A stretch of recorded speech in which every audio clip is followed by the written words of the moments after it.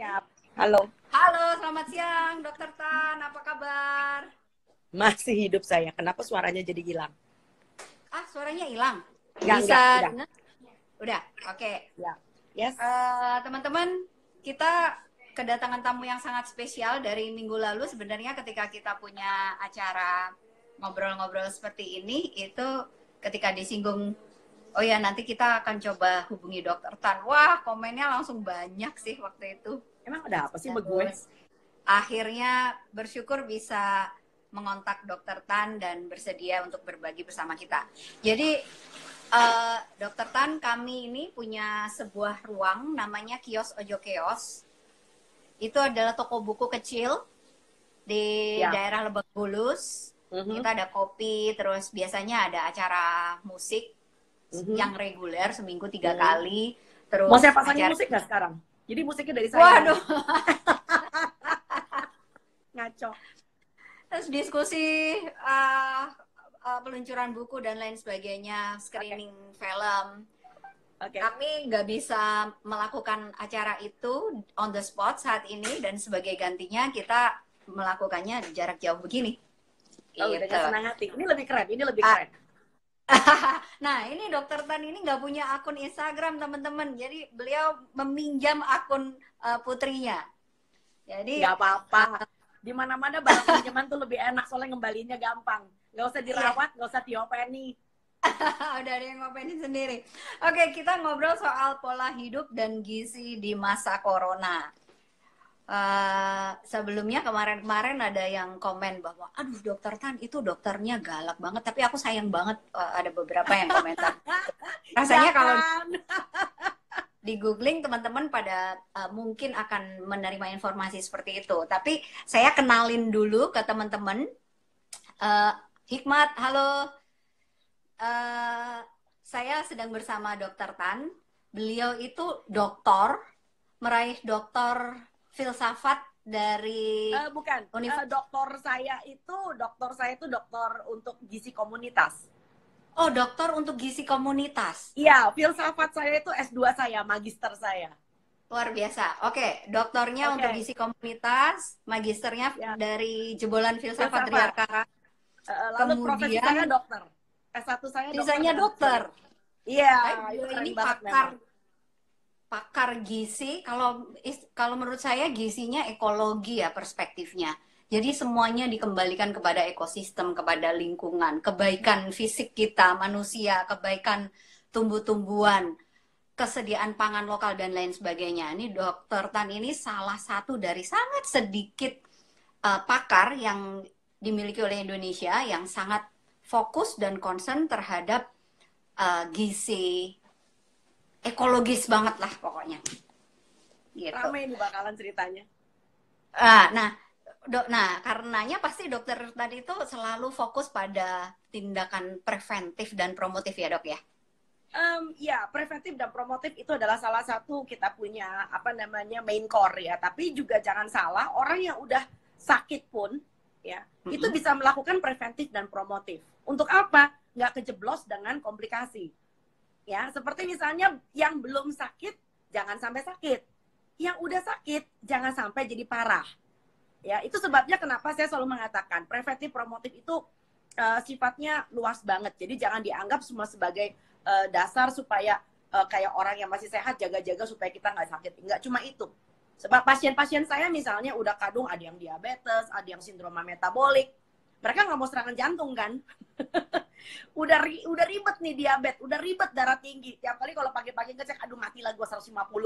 Oke, jangan sampai dong orang darah tinggi lalu jadi gagal ginjal misalnya. Nah, kebanyakan orang kan kenikmatan nih, nggak apa-apa ada obatnya ini kok. Ya kan? Sama. Kayak sekarang, nggak apa-apa kita keluyuran, ada COVID, nggak apa-apa, ada bilik semprot-semprot. Nah, itu dia yang lagi trendy. Iya. Yang lagi ngetrend. Nah, sebelum kita lagi, itu menandakan bahwa orangnya itu nggak paham gitu loh. Jadi kayak sekarang kita bicara tentang soal imunitas nih Mbak Irma ya. Ya, imunitas, bicara tentang gizi dan sebagainya. Justru saya lagi mau kasih selamat, betul-betul saya mengucapkan selamat buat kalian yang hari ini ujiannya nyampe. Ujiannya nyampe apa? Orang yang udah nabung sekian tahun, pola makannya bener. Yang tadinya di kantor diketawain, ala lo, sok lalu, sok sehat lo, kemana-mana buat promo, sok lu gaya, pakai sayur segala macem lo. Itu kan nyebelin banget kan? Nah sekarang orang-orang yang tadinya dibilang norak, sok tahu gitu loh ya, sekarang mereka menuai hasilnya. Ketika di luar sana orang pada tumbang, harus capek-capek jemur matahari dan sebagainya. Nah mereka udah mengatakan this is my lifestyle, this is my daily life, so I have no big deal. Nah sekarang itu kita, oke, filsafatnya masuk nih. Sekarang ini kita lagi culture shock, Mbak. Ya, mendadak 180 derajat. Yang tadinya jorok banget. Tiba-tiba hidupnya kayak di kamar bedah. So gaya, pakai masker, pakai sarung tangan, cuci. Itu kan kamar bedah banget gitu loh. Nah ya makanya, yang tadinya nggak pernah makan bener, lalu nyari. Vitaminnya apa ya? Kira-kira sayurnya beli di mana ya? Buahnya apa ya? Nyebelin nggak sih? Jadi sebenarnya gaya hidup atau gaya hidup sehat atau sehat yang sejati, yang kodrati itu seperti gimana sih dok? Mestinya itu seperti apa? Mestinya gampang, seperti kita cuci baju, keramas, mandi. So itu adalah sesuatu yang sifatnya internal, udah masuk ke dalam diri kita, udah menyatu gitu loh, internalize gitu loh. Ya sama Nggak seperti kayak kita susah. Apakah ini hanya milik orang-orang yang belajar aja, yang sekolah di Kesmas misalnya, atau yang berasal dari... Enggak dong. Nah sekarang seperti misalnya kalian habis makan sikat gigi, sebelum tidur sikat gigi, apakah itu milik dari orang-orang yang hidupnya di promkes? Kan enggak dipromosi kesehatan juga. Jadi sekali lagi yang kita butuhkan dari bangsa ini adalah sebetulnya manual, Mbak. Ya banyak orang zaman sekarang pintar bikin anak, bisa bikin keluarga, ya. Anak kecil udah pintar bikin anak kecil kan, ya. Tapi dia nggak punya manual gitu loh. Jadi manual hidup sehat itu seperti apa? Jadi itu sebabnya kenapa yang kita sama-sama perjuangkan, Mbak Irma dan saya, juga bagaimana kita merintis supaya anak-anak muda kita ini bukan cuma sekedar pintar bikin keluarga, ya bisa beranak pinak, tetapi lalu kemudian hasil beranak pinaknya itu kelepas begitu aja di luar sana, nggak punya manual. So itu sedih banget. Jadi kadang-kadang dengan situasi kayak begini, saya bisa, maaf ya, bukan saya mensyukuri ya, tapi saya merasa ada hikmahnya. Nah itu kalau bahasa lebih sopan kayak gitu, ya. Karena mendadak orang-orang harus hidup lebih bersih, tahu diri, jaga jarak tapi bukan jaga hati, ya kan? Jaga diri tapi bukan jaga hati. Ya, jaraknya jauh secara fisik, dekat secara hati ya dok. Ya, jauh di mata, dekat di hati. Astaga. Nah itu. Udah gitu dapetan dibilang galak lagi, tabok. Wah ini ada banyak nih temennya Sila kayaknya. Mamanya Sila. Kangen waktu dengan gue. Ada banyak yang menyapa, salam kenal dan lain sebagainya. Oke. Dok, mau sedikit ini dong. Sekarang nih kita semua sama-sama sulit. Ke supermarket sulit, ke pasar mungkin juga sulit. Kalau perlu aja ke sana. Kalau perlu sehari itu belanja. Gimana sih dok? Harusnya bagaimana kita bisa mengelola waktu untuk memenuhi kebutuhan asupan gizi, makanan sehari-hari untuk keluarga dalam situasi yang seperti ini? Oke, yang kita mesti pahami dulu adalah kita makan bukan cuma buat kenyang. Ini penting. Kalau makan cuma buat kenyang, ya lo belanja ke orang mabok di luar sana kan. Jadi troli diisi dengan yang boten-boten. Bahkan kalau perlu isi kalengan semua. Kalengan kan awet kan, tergantung expired date gitu loh ya. Lalu kemudian belanja kayak orang mabok semua dibeliin. Termasuk tisu gulung dibeli. Padahal biasanya kalau cebok pakainya air. Ya. Cebok pakai air tapi belinya tisu gulung. Gue udah gak ngerti deh. Itu namanya panic buying gitu loh ya. Nah, sekarang sebelum kita berpanik-panik kayak begitu, mumpung kita di rumah ya, work from home. Kita punya waktu buat masak, ya kan? Jadi alangkah baiknya kalau misalnya sebelum belanja kita bikin yang disebut dengan rencana hidup dulu. Ya, rencana ini menghindari bencana. Jadi misalnya contoh paling gampang urusan makan aja. Urusan makan. Yuk, gue mau bikin selama seminggu atau 2 minggu lah, taruh kata kita karantina kan 2 minggu ya, taruh kata begitu. So 2 minggu itu lu mau makan apa? Misalnya kita bikin ininya dulu deh, bikin apa namanya jadwalnya deh. Senin ayam, Selasa tahu, Rebo ikan, Kamis tempe, Jumat jamur, Sabtu seafood, Minggu telur misalnya. Nah, Seninnya tuh ayam. Ayam mau dibikin apa? Misal, ayam bakar bubur rujak. Jodohnya apa? Sayur asem. Selasa tahu, tahunya tahu pepes. Jodohnya apa? Sup oyong pakai udang. Rebo menunya ikan. Ikannya mau dibikin ikan pepes atau ikan pesmol, ikan acar kuning. Menunya apa sisanya? Menu keduanya. Kita mau bikin sayur bening. Dan sebagainya. Sebab begitu Anda sudah mix match kayak begitu. Lalu kemudian ke pasar itu atau dorong troli sambil pakai masker. Kita nggak belingsatan mikir di tengah supermarket atau di pasar. Gue mau beli apa ya? Jadi kita menghemat waktu juga nih. Bersentuhan dengan dunia luar sana. Karena jujur ngomong kalau kita pergi sekarang kan rada parno nih, ya. Troli disemprot, tangan katanya pakai sarung tangan, abis pegang sarung tangan pegang-pegang hidung juga tuh kayak Mbak Irma sekarang lagi pegangin muka, pegang hidung. So, basically itu tindakan yang ada guna akhirnya gitu kan ya. Jadi menyedikitkan waktu belanja. Jadi kalau misalnya kita belanja 1 jam ya, termasuk bawa anak, bawa cucu, bawa mantu, waduh udah kayak orang tamasya. Kalau di kota besar itu kan pergi ke supermarket tuh kan kayak rekreasi gitu ya.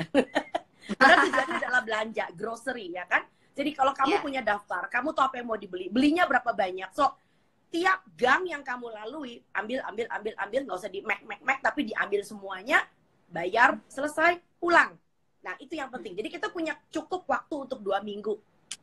Kalau kita mau bilang dan nggak perlu lama-lama di supermarket atau di pasar. Nah, itu yang bahaya. Jadi tahu tujuannya pasti. Bener. Supermarket bukan tempat rekreasi, bukan tempat nebeng ngadem. Nah, ya oke. Itu yang perlu disadari dari awal ya, fondasi yang perlu diperbaiki itu. Oke, terus sekarang nih dikombinasikan dengan situasinya seperti ini ya. Kalau Dokter Tan kan selalu menyarankan kita harus makan itu berbasiskan pangan lokal yang tersedia aja. Ini sistem tukang sayur ada yang masih jalan, ada yang enggak. Terus gimana kita bisa, mungkin kemarin Dokter Tan sempat cerita tuh di kompleknya sempat ada tukang sayur yang memiliki daftar WA, nomor WA pelanggan-pelanggannya, kemudian ditanyain mau pesan apa, sehingga meminimalisasi waktu untuk berkumpul di pedagang tukang sayur di depan rumah kayak gitu. Iya, saya juga mengamati ya di lingkungan tempat saya tinggal, di beberapa tempat yang keluarga saya tinggal, di beberapa tempat yang teman-teman saya tinggal, saya juga tanya bagaimana, how you doing gitu loh ya. Jadi konsepnya dengan yang namanya karantina, seandainya kita bikin karantina daerah nih Mbak, sebetulnya itu nggak sama dengan lockdown. Ya, jadi kita cukup bersyukur kita disebutnya karantina aja deh. Artinya apa? Kalian nggak usah khawatir. Suplai kebutuhan harian itu pasti untuk logistik itu pasti kita masih dijamin. Ya, so kita bukan Itali. Ya, Bismillah kita bukan seperti kayak di Birmingham. Kita nggak sama dengan kayak di Amerika beberapa selam yang akhirnya mereka akan ya crime gets so frightening these days toh. Jadi yang penting adalah sekarang kita harus percaya bahwa logistik itu nggak bakal di lockdown. Ya, tolong diingat.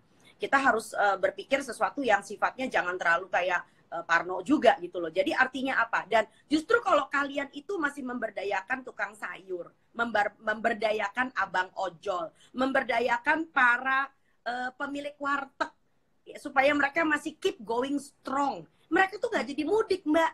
Orang itu mudik karena apa? Mereka tuh nggak punya penghasilan sama sekali. Yo arep pangan opo iki gitu loh ya. Jadi kalau seandainya jadi ketimbang kita yang keluar, kita bisa memberdayakan mereka.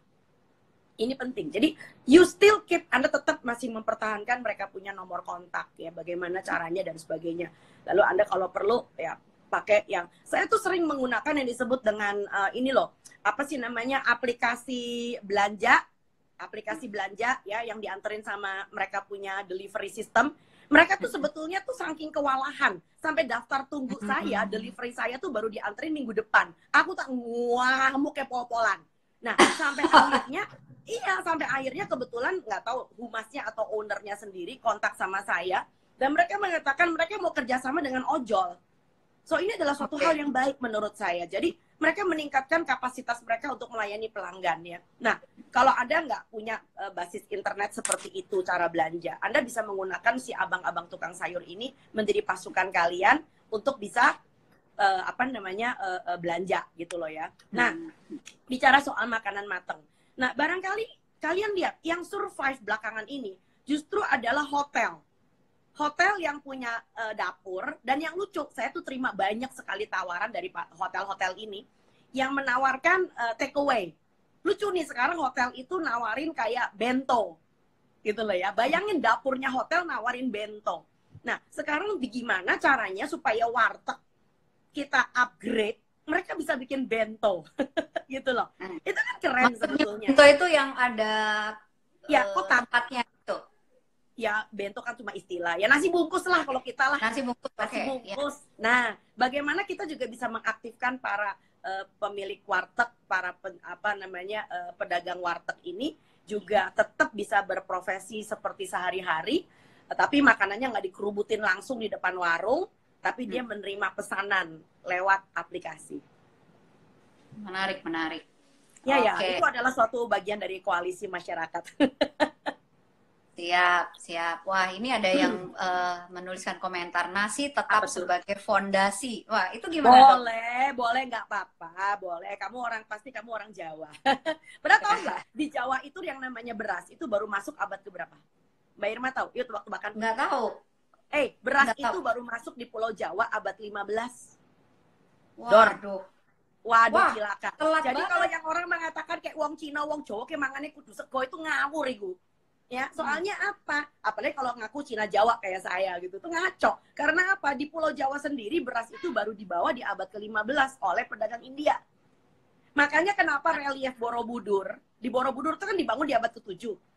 Abad di dinastinya Sailendra. Itu nggak ada tuh relief padi.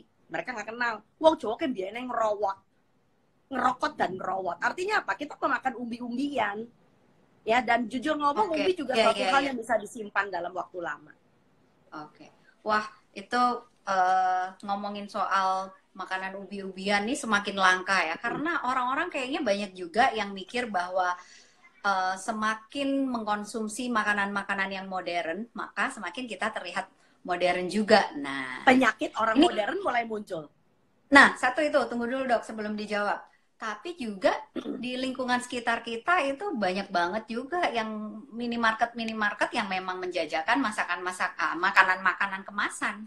Nah ini dok tolong diberi ini teman-teman nih anak-anak muda nih, mungkin sekarang generasi yang banyak jajan di minimarket itu. Iya, itu karena kalian mengandalkan suatu paham aneh yang disebut dengan kata praktis. Filsafat gue masuk nih. Nah, itu gunanya kenapa kalian harus membedakan antara paham teknokrat, pahamnya birokrat, teknokrat, dengan paham kodrat.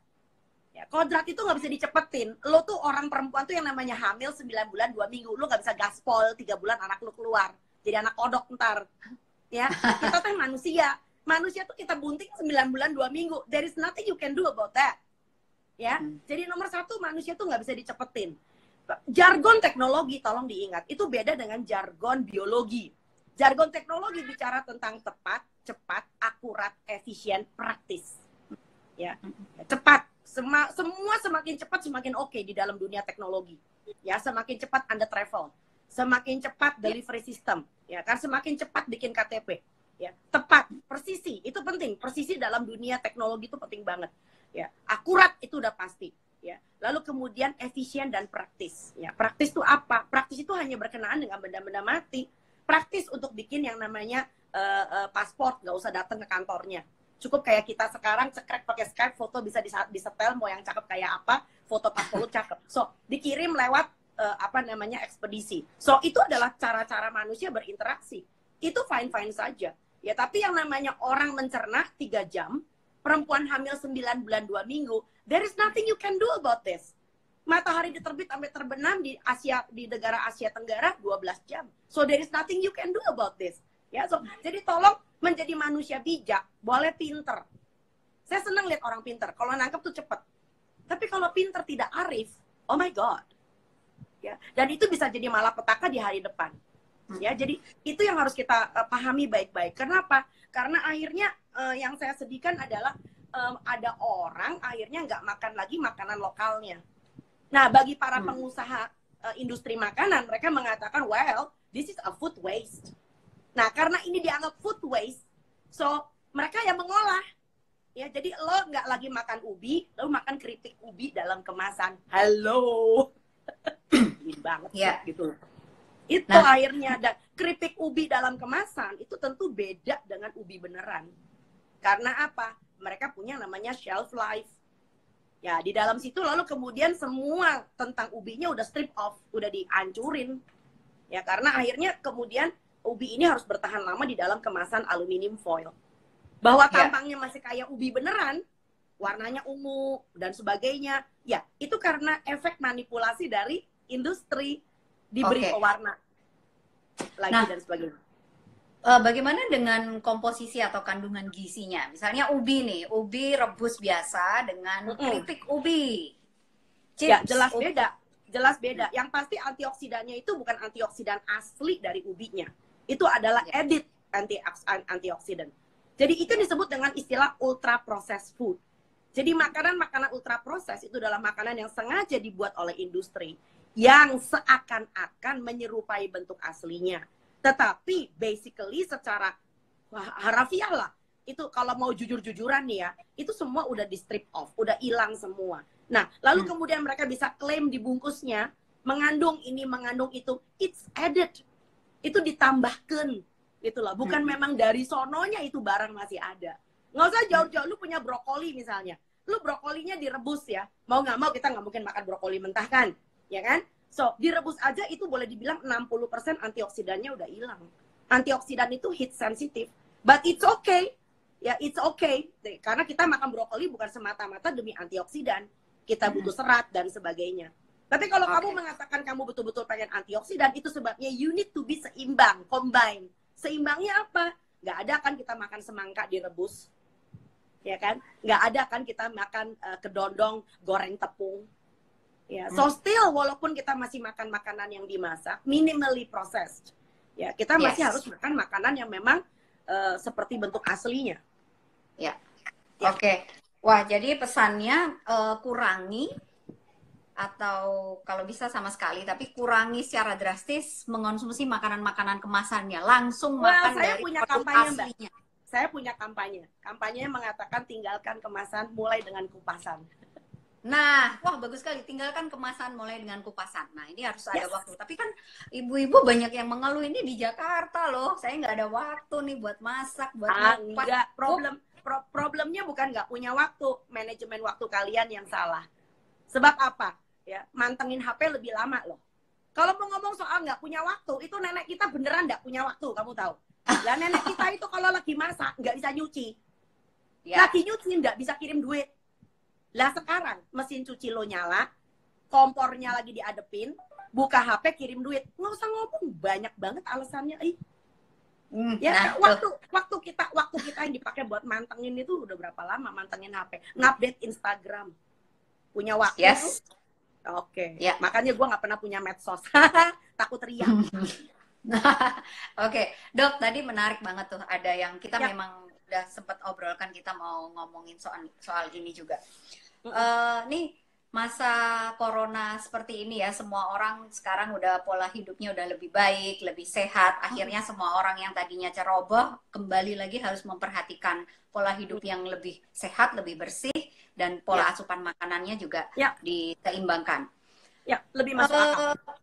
Sekarang nih kan marak banget kita warga bantu warga ya, sesama warga membantu warga yang lainnya. Misalnya ada teman-teman, banyak sekali teman-teman yang membantu memberikan donasi, sedikit banyak donasi berupa makanan, makanan jadi. Nah, itu tadi tuh ada makanan kemasan, terus ada lagi, ini kebetulan fokus saya juga di susu formula dan susu semua yang dalam bentuk susu. Nah, kita bisa singgung sedikit dan kebetulan. Mbak Irma. Oke, siap. Kebetulan tadi ada yang nanya, nah ini susu, bagaimana peran susu? Ada yang percaya bahwa, kalau saya jelas total saya nggak percaya, karena baca banyak sekali terbitan ilmiah bahwa manfaat susu itu, yang apa yang kita ketahui selama ini tentang manfaat susu itu ternyata hanya iklan semata. Betul. Nah, mungkin Dokter Tan bisa menjelaskan, kalau kita mendonasikan susu dengan niat, susu kan keunggulannya, kemanfaatannya buat kesehatan kan jauh lebih tinggi, bisa memberikan manfaat supaya lo itu badannya lebih tahan menghalau virus corona. Nah, jarene sopo. Nah, ini tolong di miskonsepsi ini minta tolong diluruskan. Iya. Nah, ini kita sekarang lagi bicara tentang yang disebut dengan jargon, Mbak, ya, yang disebut dengan kebaikan susu. Ya, nah zaman kita sekolah dulu, dan ini hebat banget ini kayak you pin it on your head gitu ya, bertahun-tahun ditutui, orang Jawa bilang itu tentang 4 sehat 5 sempurna. Bahkan kamu Ya. ngomong sama orang yang udah fase gizi seimbang pun ujung-ujungnya kalau kepentok dia bilang, ya kita harus balik ke 4 sehat. Rasanya begitu. Nah, oke. Nah, sebetulnya dunia ini nggak ada yang namanya makanan sempurna. Kita butuh sesuatu yang namanya seimbang, betul kan? Ya. Nah, bicara tentang yang disebut dengan susu, saya selalu punya anekdot kalau saya ngajar sama pasien. Anekdot saya demikian. Lo tahu nggak? Dari semua makhluk di muka bumi ini, kalau udah tumbuh gigi, yang masih nyusu siapa? Orang. Ya. Ya, coba lihat dari semua makhluk yang kita nggak usah mikir jauh-jauh deh, ya nggak usah terlalu pinter. Orang pinter kadang-kadang suka aneh memang. So dari semua makhluk di muka bumi ini, yang masih ngedot, masih nyusu, ikut sopo, manusia. Kenapa? Karena di luar sana ada yang jualan susu, gitu loh. Kalau nggak ada yang jualan susu ya kita nggak bakal nyusu. Satu, ya kedua karena susu adalah gizi antara. Ya makanya di dalam banyak hal orang juga mengatakan bahwa susu itu bagi manusia yang memang belum punya pencernaan yang sempurna begitu kan ya. Dan yang kedua yang lebih penting adalah kita coba tolong lihat. Makanya kenapa orang yang biasanya nyusu itu kita punya istilah namanya lactose intolerant. Nah ini kan menarik. Apa artinya lactose intolerant? Artinya di dalam pencernaannya dia udah nggak bisa lagi mentoleransi laktosa. Apa itu laktosa? Laktosa adalah gula susu ya yang akhirnya bikin kamu mencret kalau nggak bisa diabsorpsi ya. Jadi intoleransi beda dengan alergi, tolong bedakan ya. Nah kita nggak mau bahas tentang masalah alergi dan toleransi, tetapi kita mau menunjukkan bahwa susu itu memang akhirnya membuahkan yang disebut dengan lactose intolerant. Lalu dia bilang, dok tapi aku minum susu gonta ganti mereknya nggak mencreti. Lah iya, mereka nggak goblok yang bikin pabrik susu. Susu Anda coba Anda lihat, tulisannya betul-betul susu bukan? Bukan, tulisannya apa? Low lactose. Jadi sekali lagi, produk susu juga sekarang udah merupakan ultra processed food. Karena apa? Nggak ada yang namanya susu benar-benar susu murni, ya. Lalu kemudian diantarkan ke depan pintu Anda. Karena kalau kamu mau bicara tentang susu murni, geledeknya santai. Nah, kalau kamu bilang emang mak jeder ngono. Jadi kalau kamu mau bicara soal susu murni, maka kamu punya banyak sekali risiko. Risikonya adalah apa? Susu murni yang seperti ini mudah sekali. Pertama terkontaminasi tentu saja. Dan yang kedua gampang basi. Kalau nggak basi dipakai UHT. Ya. Lalu kemudian UHT juga bicara tentang macam-macam masalahnya lagi. So, basically adalah kenapa kamu ngejar susu? Ya, supaya kamu mengatakan hidup saya menjadi lebih baik. Karena your daily food, your daily meal is not perfect. Ya, sama seperti ibu-ibu yang kepo, pengen anaknya dikasih susu air ya. Kenapa? Anaknya nggak doyan makan. Lo nggak doyan makan kok larinya susu. Ibunya mesti belajar gimana caranya kasih anaknya makan. Gitu. Ya. Nah, tapi kira sekarang ngomongin manfaatnya. Tadi udah ngomongin dan susu itu dibuat susu pabrikan, susu yang ada di minimarket itu semuanya dibuat melalui proses ultra proses. Betul. Yang dimana banyak sekali tambahan-tambahan zat-zat yang zat kimia yang itu bisa mempengaruhi pencernaan ginjal dan lain sebagainya, dok. Kalau kebanyakan saya nggak mau bicara tentang susu yang sudah dikemas. Sejak susunya belum dikemas aja, itu hewannya bernama sapinya itu. Sapinya juga udah dimanipulasi loh, Mbak. Ya. Betul, disuntik. Mending disuntik itu antibiotik. Biasanya Mbak, teteknya dia biasanya cuma buat cukup nganggo anak-anaknya dia. Lah sekarang anak berkaki dua ikut netek sama dia. Loh itu kan artinya pemborbardiran produksi susu. Ya, jadi ini sapi yang sama mesti nyusoni begitu banyak makhluk hidup lain yang berkaki dua, yang mestinya udah ngunyah, ya kan? Dan akhirnya ketika sapinya ini harus dipacu, maka dia harus tentu saja mengalami peningkatan hormon. Jadi hormon pada sapi pada peternakan itu dianggap wajar zaman sekarang. Ya, lalu kemudian kalian nggak pernah lihat ketika tetek sapinya itu mengalami mastitis, ya, mengalami pembengkakan dan infeksi. Ya karena apa? Aduh kalau kalian lihat bagaimana tetek sapi disedot-sedot pakai alat sampai mereka tuh kayak kalau dia bisa teriak sakit, sakit, lecet nih, aduh sakit. Kamu bayang nggak? Ya, sayang mereka nggak berisik. Kalau berisik kayak lo tuh kalau bisa ngomong udah gitu. Ya. Nah, maka dari itu, nah untuk menghindari mastitis, tentu sapinya akan diberi antibiotik. So, residu antibiotik, tolong diingat, residu antibiotik, ya, itu ada di dalam semua produk sapi. Ini yang saya takutkan. Jadi itu juga pukul belakang, Ya, pukul belakangnya apa? Itu sebabnya Tidak karena bisa hilang, nggak bisa tidak hilang. bisa Enak hilang aja. pada meskipun ultra proses tidak bisa hilang Nyanya, ya, Dok. nyanya, nyanya, nyanya, nyanya. Itu sebabnya Dan kenapa kita juga sekarang jadi resisten antibiotik. hmm, Nah, jadi karena resisten susu yang kita antibiotik, minum itu ada antibiotiknya secara tidak langsung. kamu nggak pernah ngecek kan? Nggak ada yang ngecek kan? Orang Indonesia Saya tuh nggak soalnya, susu. orang Indonesia tuh soalnya ini loh apa, jinak-jinak. Ya, jadi nerimo wae. Ya, Ya, betul. kita itu hanya takut kalau ya makanan yang kita makan atau minuman yang kita tenggak itu bikin kejang, bikin diare Hmm, atau pengsan. betul. Kalau Ya, nggak kejang, belum diare, nggak ya. pengsan, kita anggap wah, mati kan, itu perkara Gusti Allah. Kalau kalau saya nganggapnya ini, Dok, susu itu mulai dari susu formula, terutama susu formula untuk bayi ya, dan sampai susu, semua susu yang dijual nih di Indonesia kan punya susu untuk manusia hidup lahir ceprot, baru lahir, sampai orang yang udah tua dicekokin susu terus ya. Menurut saya susu itu sama bahayanya dengan narkoba gitu, Dok. Tapi nggak Bukan aku yang kelihatan. ngomong loh ya, bukan aku yang ngomong. Laten nih bahayanya. Jadi ketika minum susu terus secara reguler, banyak banget yang tadi udah ada residu antibiotik dari si susu sapi sebelum diproses ultra tadi, kemudian added zat A, B, C, D, E, F, G Oh, sampai Z. orang Indonesia tuh senangnya susu coklat. Namanya susu Coklat. coklat. So we always add flavor. Nggak ada orang Indonesia senang minum susu yang plain, nggak ada. Minimal kalau Nah, plain susu kue rasanya vanilla. Nek orang ono rasa vanilla re olah magreng. Nah, semakin ditambahin rasanya berarti semakin gayang minumnya. Kan enak. Nanti Semakin kalau udah ngaco. gayeng, kita datang ke tempatnya dokter Tan, diapain dong? Apanya? Enggak, kalau udah kebanyakan kayak gitu, kita kan sekarang ini semakin banyak rasanya, berarti added sugarnya juga semakin tinggi. Jadi membuat badan kita. Betul. Jadi yang kita takutkan adalah karena Mbak Irma juga bekerja dengan masalah punya pemerhati dengan masalah tumbuh kembang anak dan sebagainya. So kebayang nggak kalau anak nggak doyan makan, itu jimatnya susu. Jadi Ya. memang kelihatannya kita mencegah stunting. Kelihatannya, bolehlah penelitian apapun silakan monggo kerso.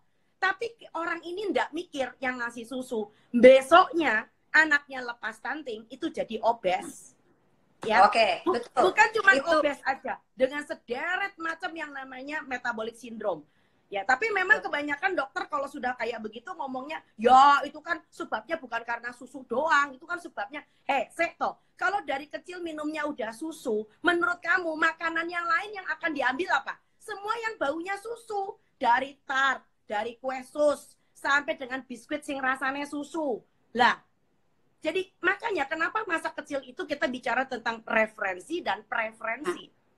Kalau referensinya udah salah, maka preference dia di kemudian hari untuk memilih makanan, ya akhirnya ya seperti apa yang diajarkan karo mae. ya, Dok, saya pengen menambahkan sedikit soal susu ini. Ada dua hal. Yang pertama, kalau dari anak kecil ya, anak 0 sampai anak balita lah, ada beberapa penelitian yang udah banyak sekali. Penelitian menunjukkan anak-anak yang dari kecil diberikan asupan susu formula secara reguler sebagai, yaitu tadi, karena begitu minum susu, dikasih susu formula, susah lagi mau balik lagi nenen ke ibunya, susah lagi mau makan tahu, tempe, dan lain sebagainya.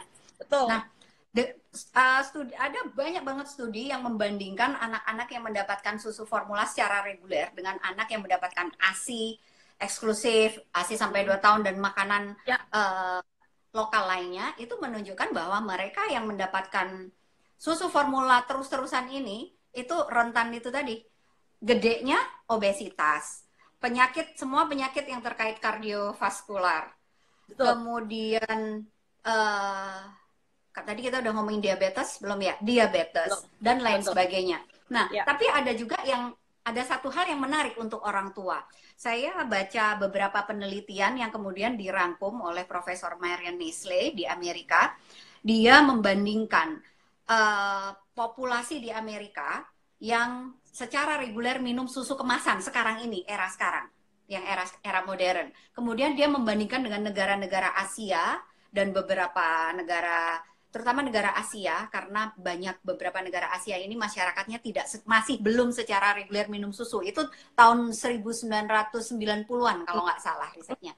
Hasilnya adalah mereka yang mengkonsumsi susu secara reguler itu jauh lebih rentan terkena osteoporosis ketimbang yang tidak mengkonsumsi susu secara reguler.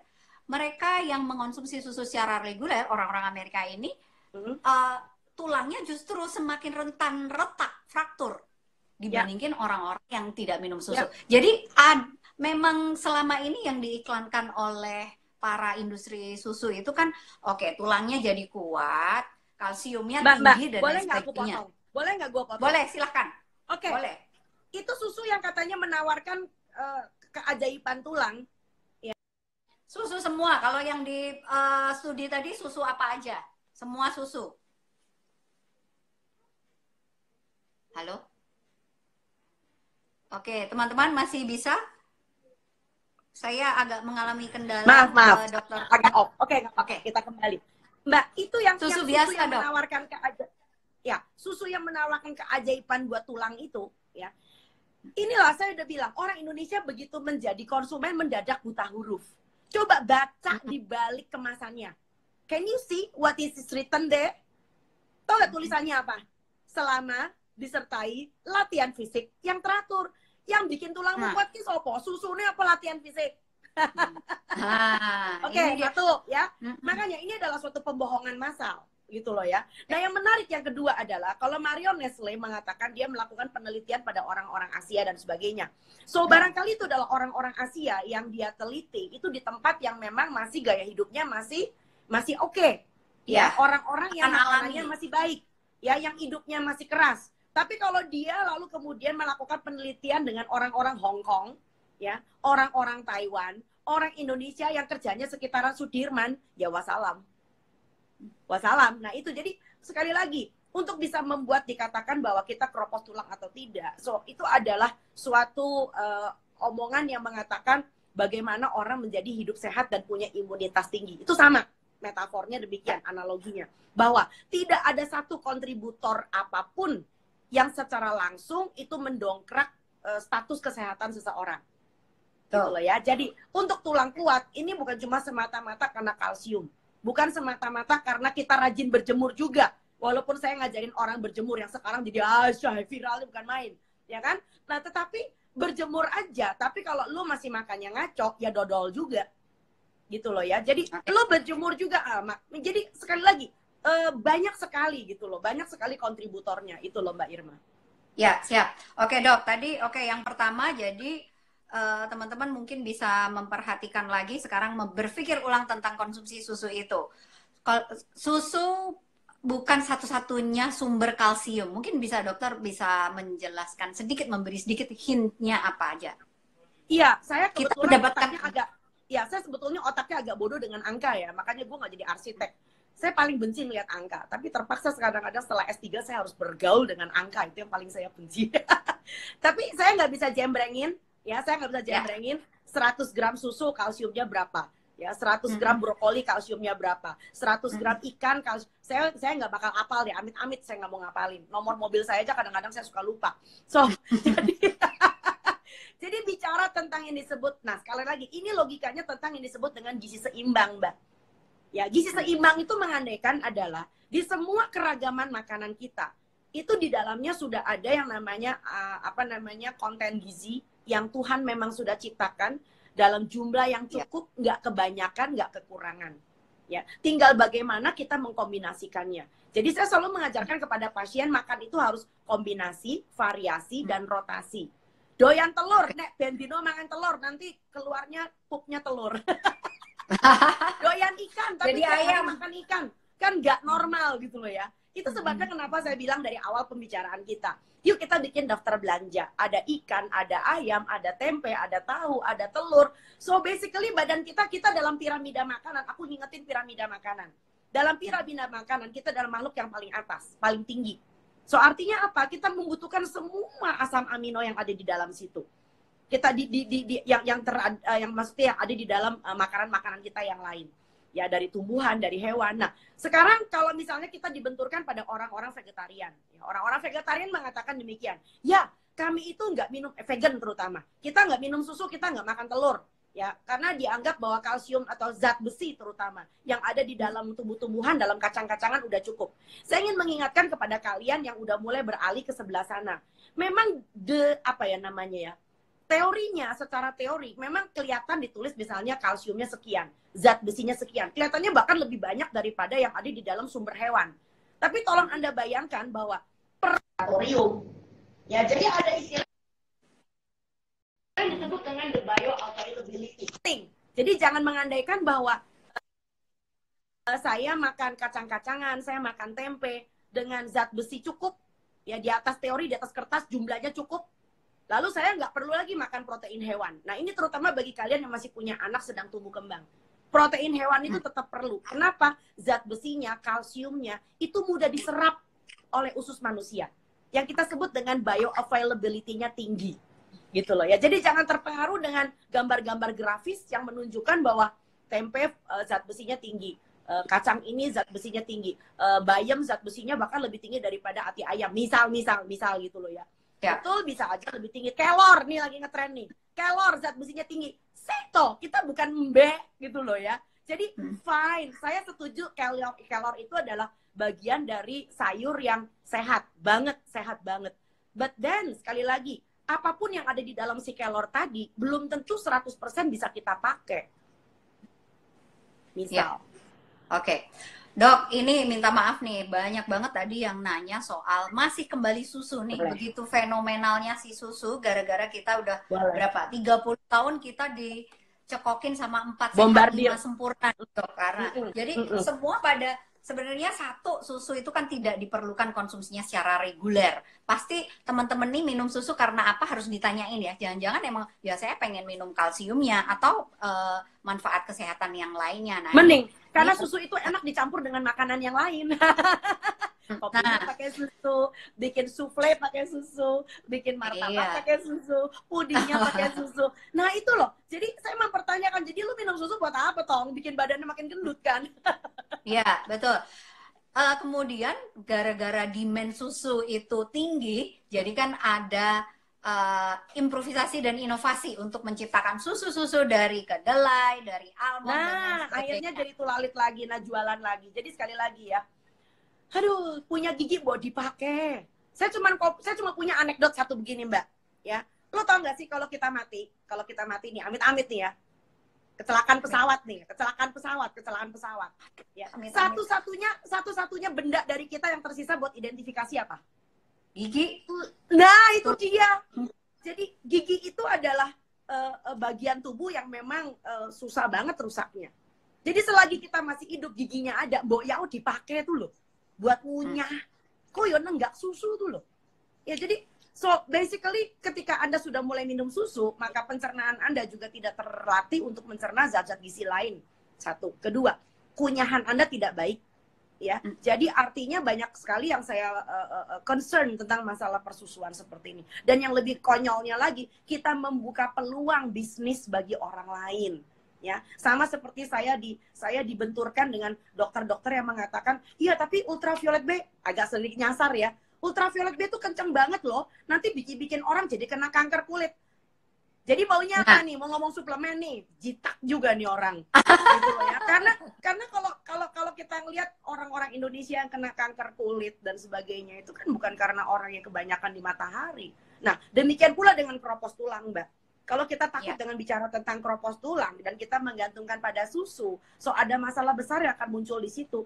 Sebab tulang kuat kita itu kuat bukan karena kalsium doang. Ya, tulang kita kuat itu karena ada zinc, ada fosfor, ada manggan, ada seng, ada D3.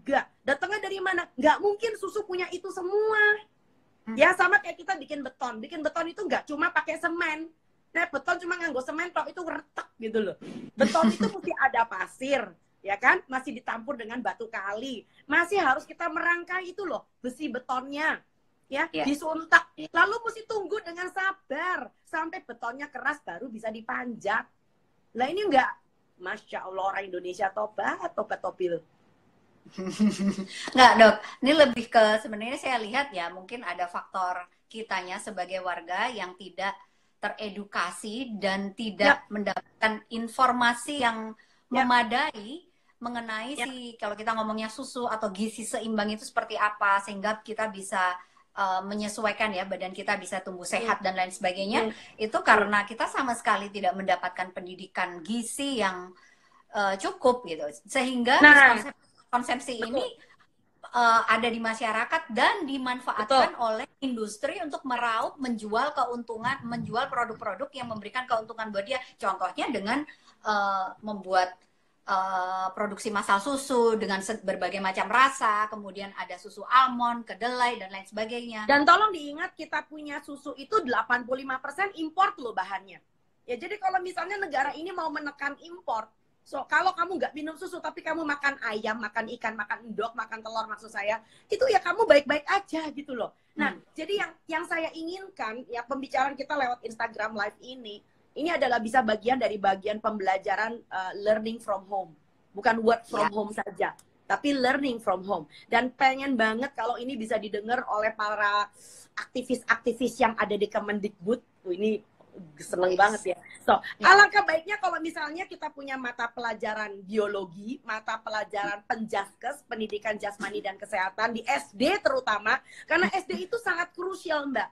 Ya, Betul. itu kemudian kita mulai menyusun sesuatu yang sifatnya edukatif beneran.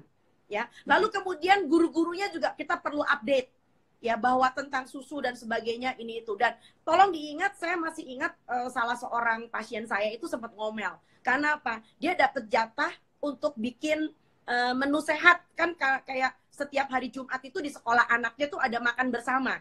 Nah, makan bersama itu kemudian kan digilir tuh, setiap Ya. ibu-ibu dapat dapat apa namanya, dapat menunya.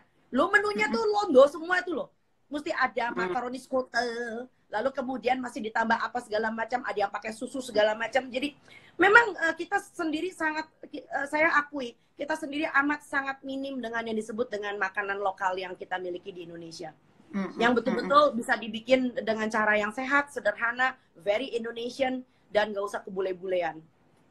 Siap, masih banyak sekali. Dan karena kalau kita mengonsumsi pangan lokal misalnya, dan sebagai contoh kalau kita misalnya belanja di tukang sayur, belanja dari apa yang dia sajikan, itu juga secara tidak langsung menghidupi berapa ekonomi keluarga itu, ya nggak, Dok ya? Dan juga Oh, yang sangat. punya tanaman bayam, jagung, dan lain sebagainya, orang di desa sana, mereka bisa mengkip atau mempertahankan lahannya untuk tetap menanam bayam, jagung, dan lain sebagainya, Ya, karena ya, produknya ada yang beli. Kalau misalnya kita betul. nggak memakan makanan lokal, kasihan itu petani, nanti siapa yang mau beli? Nanti lama-lama lahannya kalau ditanemin makanan nggak ada yang beli, bisa-bisa dijual aja terus jadiin Indo apa yang Maret-Maret itu malah jual makanan yang kemasan-kemasan lagi. Betul banget. Nah, itu sebabnya kenapa saya pernah menuliskan dalam buku Anak Sehat Indonesia, itu ada Ya. suatu menu, saya lagi tak cari ini kemana ini barangnya. Itu, dan itu adalah menu-menu Indonesia banget, yang menurut saya cukup masuk akal kalau untuk kita bikin. Ya, seperti yang saya terangkan tadi, bahwa Senin ayam, Selasa tahu, Rebo ikan, dan sebagainya. So, kita Ya. itu sebetulnya punya banget, termasuk bekal ke sekolahnya anak. Nah, banyak masalah itu muncul karena ibu-ibu kita itu maunya praktis. Ya, praktis Ya. itu dalam pengertian beli roti, kasih satu kotak susu, dan dia mengatakan ini bekal sekolah buat anaknya. Karena sudah bergizi, Dok, di susu sudah lengkap semua. Nah, itu yang bikin saya nangis waktu saya ada di Lombok. Ya, karena apa? Mereka mengatakan, Dok, ini kan udah dirancang oleh industri, yang di dalamnya industri itu ada ahli gizi. Kan ahli gizinya udah ngitung. Ya, masa iya sih makanan yang katanya ahli gizi ini sehat, bahkan yang promosiin juga ahli gizi loh. Masa kita nggak percaya sama orang pinter-pinter itu? Aku mak jelek tak meneng baik. Sampai akhirnya saya cuma ngomong gini, saya nggak berani, saya takut dosa, takut dikutuk jadi sendal kan. Saya bilang begini, iya Mbak, saya juga nggak mau dipertentangkan dengan ahli gizi yang lain. Tapi saya cuma ngomong satu hal aja. Kalau misalnya nih pabriknya tutup, anakmu udah kebiasaan makan makanannya itu pabrik. Saiki anakmu harap mangan opo. Ya. Saya bilang, jadi bicara tentang makanan sehat, kita juga bicara tentang ketahanan pangan nasional, ya. Dan kita bicara Ya. tentang sebagai warga negara Indonesia, bagaimana di tengah konflik, barangkali kita nggak pernah tahu ya konflik macam-macam, di tengah deraan virus kayak begini, bagaimana kita bisa kembali, kita merangkul kembali apa yang bumi pertiwi sudah berikan. So, aku rasa itu indah banget.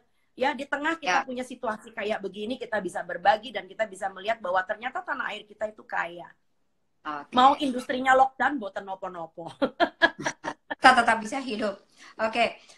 Dok, oke, teman-teman, cuman untuk menyimpulkan sedikit karena kita punya waktu sedikit. Jadi Instagram itu sekarang hanya membolehkan live selama 1 1 jam. jam. Habis itu dia Ya. tiba-tiba mati sendiri.